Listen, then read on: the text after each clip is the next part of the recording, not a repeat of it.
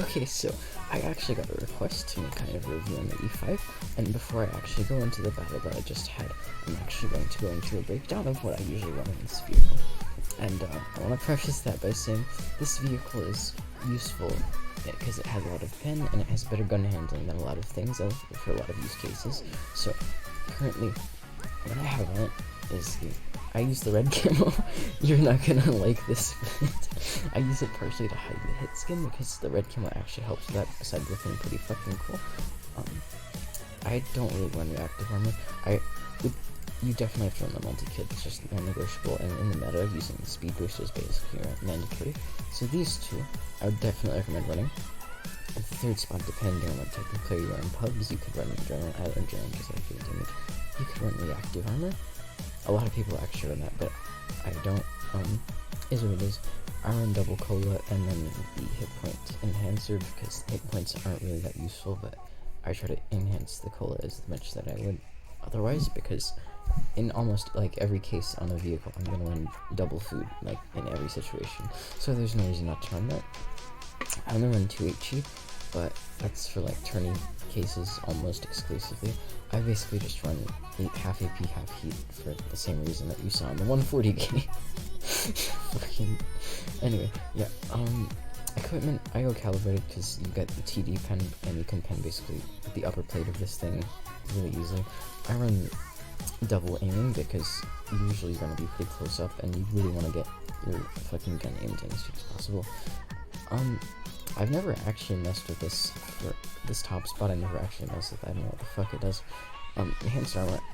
I think the philosophy of this is if you're going to bounce one shot and it does that, then it saves more than the hit points that you gain from doing 138. Like if you're bounce one shot, automatically at tier 10 that's going to be more than 138 damage. Iron Toolbox, because the track thing for me has never worked. I don't even know what it does. The hiding consumables, I run that because speed boost, and it makes it into kind of a medium, as you're about to see in this one game I'll show you.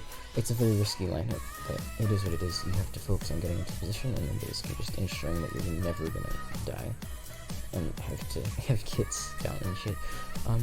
This over traverse because you don't need traverse, and this over camo because camo is pretty useless. And with that being said, I'll go ahead and open up the replay here. So automatically looking at their lineup, they have really slow heavies, and regardless of what our heavies do, our meds, you're going to notice, we're basically half and half. But what I'm going to do actually is I'm going to cross the river, and what I'm doing is angling my turret right now, so it's just toward whatever fire is incoming, and I'm just going to try to get up here as fast as possible. This map actually isn't that balanced, but it is what it is, like, shit happens. I spot those targets there. I get spotted, so I know automatically I'm okay to fire because it won't get me spotted if I'm already spotted. And so you're gonna see that for whatever reason, heavies like to go the inside in that map. The 100's really passive.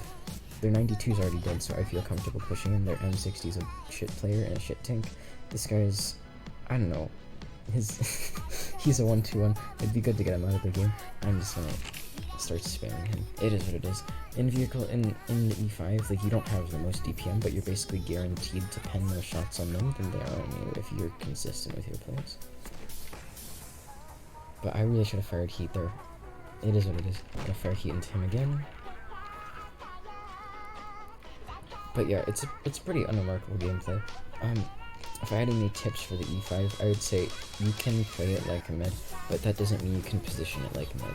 Like, the place that I'm in is I'm only here because of the matchmaking and what my team is able to do. The E100's being really retarded, but I took a risk on this map. Really, if I were to give like one word of advice, is just if you know you shouldn't be pushing somewhere, don't push into some place you can't get out of because of this thing, especially with the speed boost. For its mobility, it's super reliant on that, so you really want to focus on just letting yourself not get into a stupid place for a stupid reason.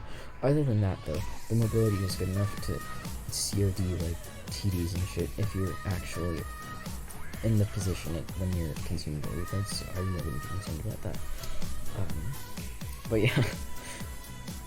Bad shot there by me, but whatever. It is what it is. The gun's actually more accurate than I give it credit for. It's pretty shit when you're doing long distance things, but for its use case, it's more reliable than things like the STB. It's more reliable than things like oh, I don't know, like the mouse, you have a fairly decent gun, and it may not have like the IS-4 alpha, but you're pretty consistent in doing more HP than like a medium per shot, which I think is a pretty good deal.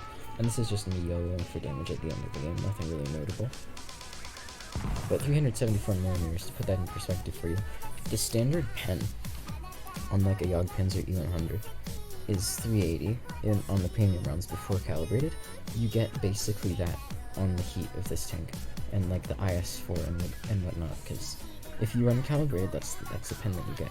And with calibrated, the DPM is 2.6k, I believe, but if you're gonna have to pen like a mouse or whatever, or if they're angling really aggressively, or you just want to pen the upper plate of a Foch, like, it is really the play just to load heat, because I can tell you right now, being able to punch through the front of it in E3's upper plate is very strat-wise, it's really useful, and it's just extremely satisfying, so I definitely recommend running calibrated on it. But there's not much to say about this tank.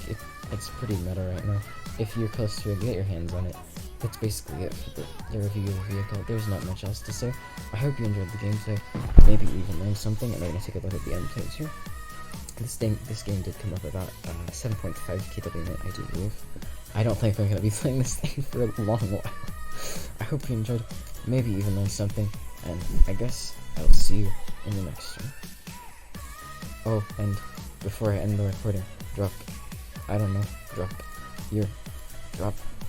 dead corpse in the comments below if you watched the whole thing. I'm gonna have to